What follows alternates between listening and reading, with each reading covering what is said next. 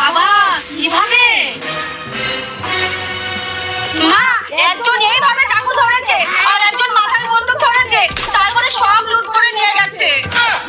বুঝতে পেরেছি বুঝতে পেরেছি, এইবার ছাড়ো।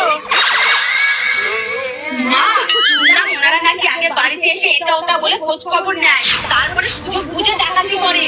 ও মা, আমাদের কিন্তু একটু সাবধানে থাকতে হবে। হ্যাঁ মা। বাড়িতে কেউ আছেন? কে?